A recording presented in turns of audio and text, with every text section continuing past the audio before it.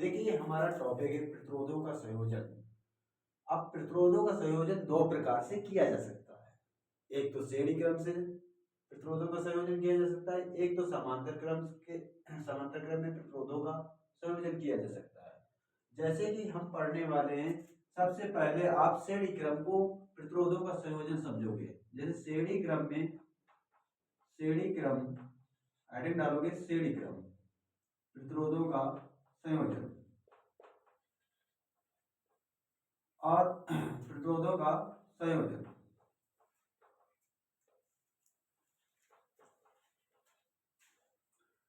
अब देखिए जिस श्रेणी क्रम का संयोजन, अब श्रेणी क्रम जब प्रतिरोधों को जोड़ते हैं तो क्या होता है, सबसे पहले आपका जो परपथ है ए बी परपथ है, और ए बी परपथ में से हमने तीन प्रतिरोध लिए। कितने प्रतिरोध लिए? तीन प्रतिरोध लिए, R1 R2 R3, और इनको श्रेणी क्रम में जोड़ दिया। और इसके बाद में V वोल्ट की बैटरी से जोड़ते हैं, और जब V वोल्ट की बैटरी से जोड़ते हैं तो इससे क्या होता है, ये विद्युत धारा बहने लगती है, प्रवाह होने लगती है, ये विद्युत धारा। और इसके बाद में यहाँ पर भी विद्युत धारा एक समान रहेगी और यहाँ पर भी एक समान रहेगी, और ये विद्युत धारा इस प्रकार आई ही रहेगी, और इसके बाद में इस प्रकार से धारा आपकी प्रवाहित हो जाती है। इसके बाद में जो विभव होता है, विभव श्रेणी क्रम में से आपका विभव अलग अलग रहेगा। जैसे कि R1 प्रतिरोध पर जो विभव रहेगा आपका V1 रहेगा, R2 पर प्रतिरोध पर विभव जो रहेगा V2 रहेगा, और R3 पर जो विभव रहेगा वह आपका V3 रहेगा। ठीक है। और इसके बाद में इसके एक और डेरिवेशन में से सबसे पहले लिखोगे कैसे, इसको सर लिखें कैसे, है ना। तो फिर आपको क्या करना है, सर्वप्रथम सबसे पहले आप क्या कहोगे, इस परिपथ में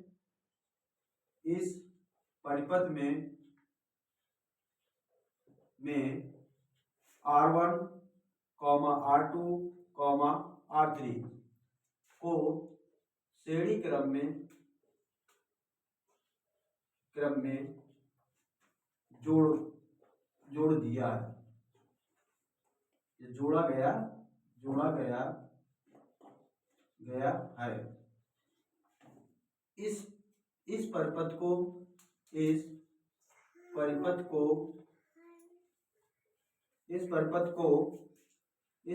को V वोल्ट से जोड़ते हैं, जिससे इस परिपथ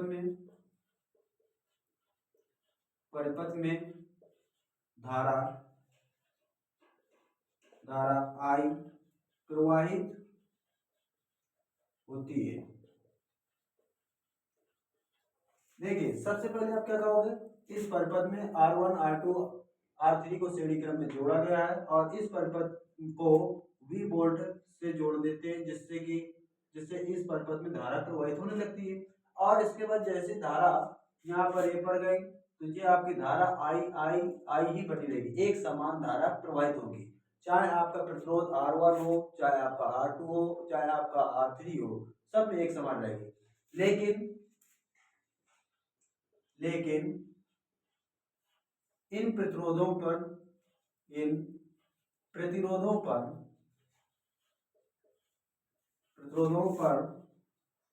विभवांतर अलग रहता है,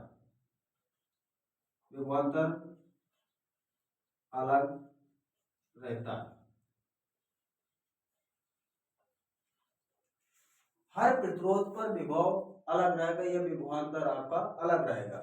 जैसे कि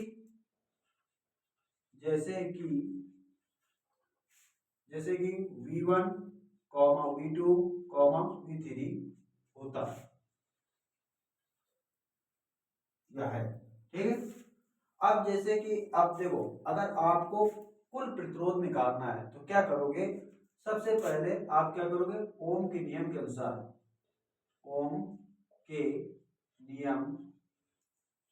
अनुसार, ओम के नियम के अनुसार। ओम का नियम क्या कहता है? ओम का नियम V बराबर आपका होता है IR। अब देखिए यहाँ पर आपने V वोल्ट लगाई गई थी, बैटरी किस प्रकार की थी? V वोल्ट की थी। और V वोल्ट जब लगाई गई थी तो V बराबर आपका कितने भागों में डिवाइड किया था? विभव V1 V2 V3। नेट विभव कितना होगा? V बराबर V1 प्लस V2 V3, ये आपका नेट होगा। और इसके बाद में V बराबर क्या जानते हो? IR जानते हो, V बराबर IR। और यहाँ पर आपका क्या हो जाएगा? IR1 हो जाएगा, क्योंकि यहाँ पर प्रतिरोध V1 बराबर IR। और इसके बाद में V2 बराबर I2 और I3। इसके बाद में IR बराबर I का कॉमन लेंगे, R1 प्लस R2 प्लस आपका R3, I से I कट जाएगा, तो R बराबर R1 प्लस R2 प्लस आपका R3। या तो आपका जो डेरिवेशन पूछा जाएगा, या तो आपका न्यूमेरिकल पूछा जा सकता है इससे संबंधित, इससे संबंधित या तो डेरिवेशन पूछा जा सकता है या तो आपका न्यूमेरिकल पूछा जा सकता है। दोनों में से कोई एक पूछा जा सकता है बोर्ड पेपर में से। ये तो था आपका श्रेणी क्रम में प्रतिरोधों का संयोजन। अब दूसरा आपका है समांतर क्रम में। अब देखो समांतर क्रम में आपको क्या करना होगा? समांतर क्रम में जैसे कि एक बार आप शॉर्ट स्किल ले सकते हो इसके। अब देखो समांतर क्रम में आपको करना क्या है, इसमें से 3 प्रतिरोध ऐसी लगाएंगे।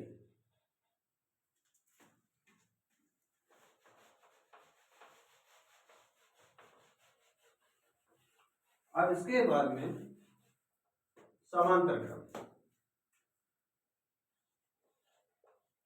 समांतर क्रम में या समांतर क्रम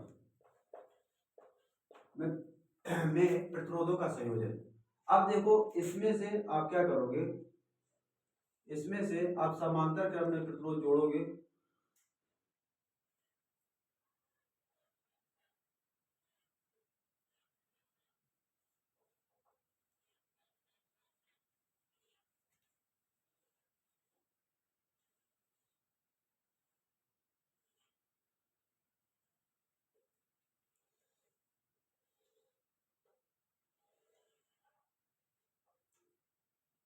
अब इसके बाद में जिस प्रतिरोध का नाम लिख दो R1, इसको R2 और इसको R3।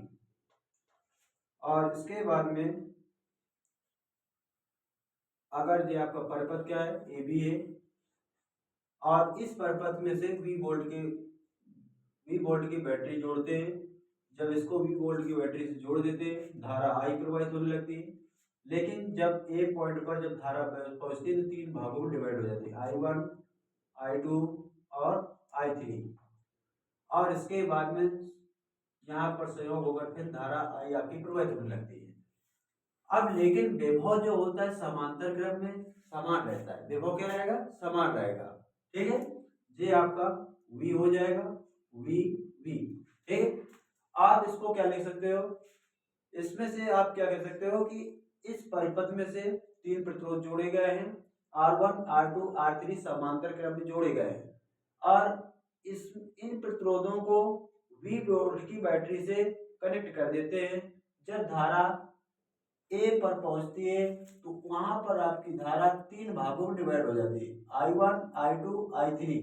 और इस प्रकार से जो धारा I बराबर B पर संयोग होकर फिर धारा आपकी I प्रवाहित होने लगती है। और इसके बाद में आपका जो विभव रहता है वह क्या रहेगा? तीनों प्रतिरोधों पर समान रहेगा, तीनों प्रतिरोधों पर समान रहेगा विभव। अब इसके बाद में यहाँ पर सीधा लगाओगे, इसको आप क्या करना? नोट कर लेना। ठीक है, अब इसके बाद में यहाँ पर क्या कहोगे? ओम के नियम के अनुसार, ओम के नियम अनुसार। अब ओम का नियम क्या है आपका? ओम का नियम देखो यहाँ पर धारा क्या है? एक साथ है ना।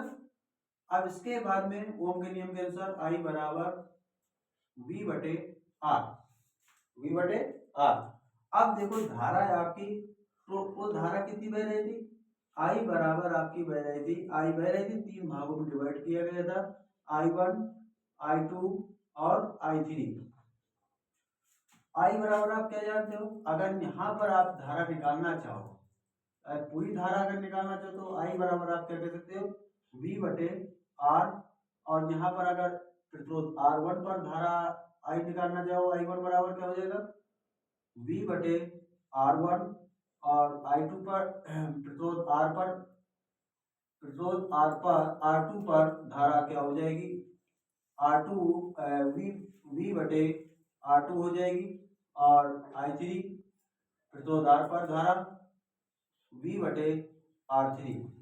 इसके बाद में V का कॉमन है, V का कॉमन ले लोगे, 1 बटे R1 प्लस 1 बटे R2 प्लस 1 बटे R3, V से भी कैंसिल हो जाएगा, और 1 बटे R बराबर आपका R1 प्लस R2 प्लस 1 बटे R3। ये आपका सूत्र निकल आया, जो कि ये आपका फार्मूला यूज किया जाएगा न्यूमेरिकल में। ठीक है, जैसा कि देख रहे हो उसी से संबंधित एक न्यूमेरिकल हम रखते हैं। संलग्न विद्युत परिपथ में से 1.5 एम्पीयर की धारा प्रवाहित हो रही है, और ज्ञात कीजिए कि प्रतिरोध का R का मान ज्ञात करना है, A व B के बीच का विभवांतर। सबसे पहले आप जानते हो कि ये श्रेणी क्रम में तीनों प्रतिरोध जोड़े गए हैं, तो ये आप इस प्रकार लिख सकते हो। पहला प्रतिरोध आपका R1 बराबर 3 ओम दिया गया है, और इसके बाद में R2 बराबर आपका R ओम दिया गया है, और R3 बराबर आपका 4 ओम दिया गया है। ठीक है, अब इसके बाद में आपको सबसे पहले प्रतिरोध R की वैल्यू निकालना है। तो देखिए एक बात थोड़ा ध्यान देना, ओम के नियम के अनुसार क्या होगा, R बराबर V बटे I। ठीक है, तो R, अब देखो यहाँ पर विभव अलग है, तो यहाँ पर विभव क्या है 3, और धारा तो समान रहेगी, क्योंकि धारा जितनी यहाँ पर बहेगी वहीं पर जितनी यहाँ पर बहेगी R पर बहेगी, और उतनी ही 4 ओम पर भी धारा बहेगी आपकी। कितने ओम पर बहेगी, 4 ओम पर भी धारा उतनी ही बहेगी। अब देखिए अगर आपका V बराबर वोल्ट कितना दिया गया है, जो आपका 3.0 दिया गया है, और I बराबर कितना दिया गया है आपका 1.5 एम्पियर दिया गया है।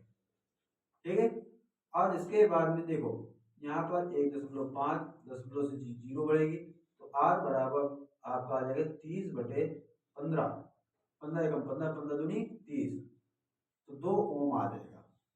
ये आपका पहला क्वेश्चन हुआ। ठीक है, और इसी से दूसरा, इसी में क्वेश्चन ये कहा गया है आपका A व B के बीच का विभवांतर। सबसे पहले आपको विभवांतर ज्ञात करना है, तो सबसे पहले नेट प्रतिरोध ज्ञात होना चाहिए, तो या फिर कह सकते हो कुल